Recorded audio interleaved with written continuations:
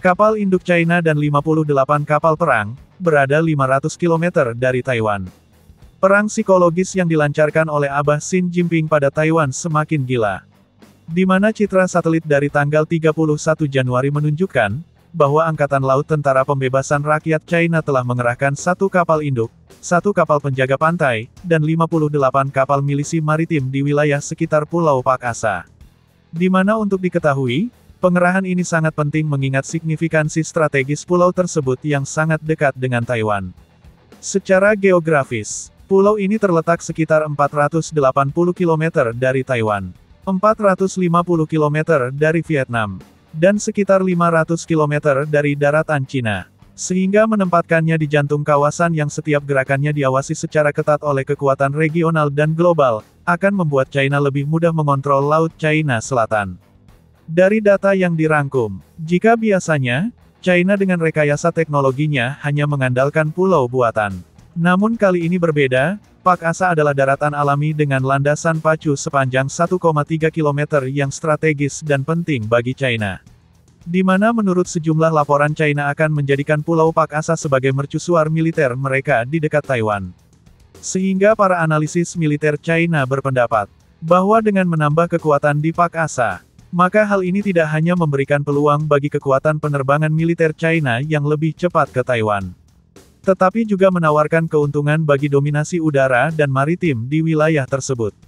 Sehingga sangat wajar, pihak Barat panas dingin jika China menempatkan rudal jarak pendek mereka dalam jumlah besar di tempat ini.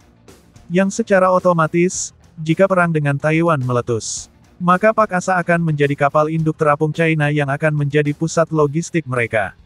Sejumlah analis militer Rusia menyebutkan, jika kita melihat lebih dekat ke Pak Asa, maka secara strategis, pulau ini menyediakan koridor militer penting untuk memantau dan melindungi rute perdagangan, serta menjaga sumber daya seperti minyak dan gas alam yang ditemukan di perairan yang disengketakan di sekitar Kepulauan Spratly, kawasan Laut China Selatan.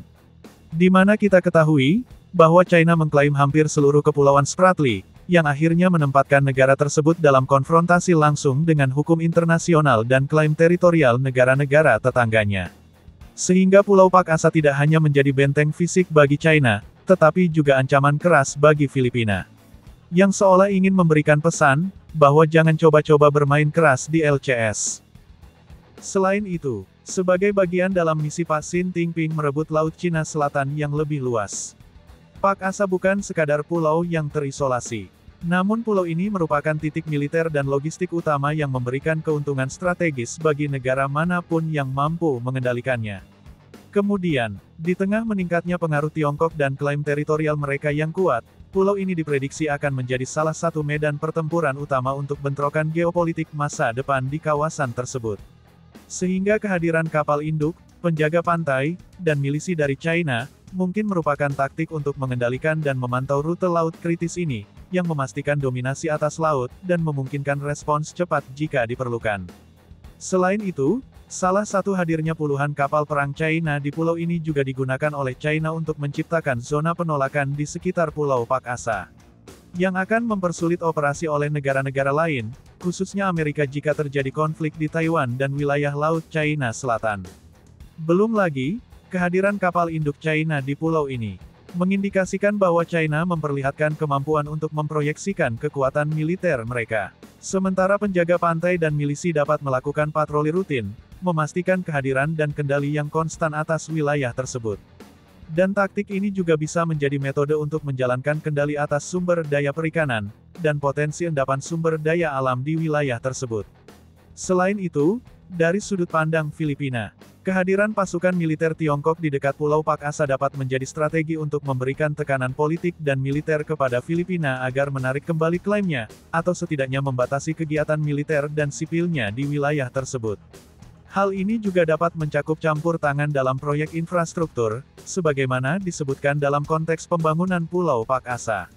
Karena hingga saat ini, belum ada informasi spesifik mengenai tujuan pasti di balik kehadiran Angkatan Laut China dalam jumlah besar di dekat Pulau Pak Asa.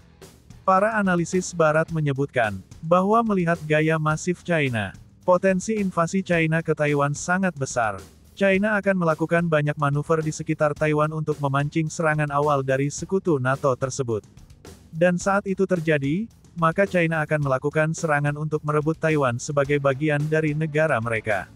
Sehingga sangat wajar, jika posisi Taiwan saat ini dalam mode bertahan penuh, di mana Taiwan tidak akan memulai tembakan karena akan memicu balasan yang sangat menghancurkan dari China.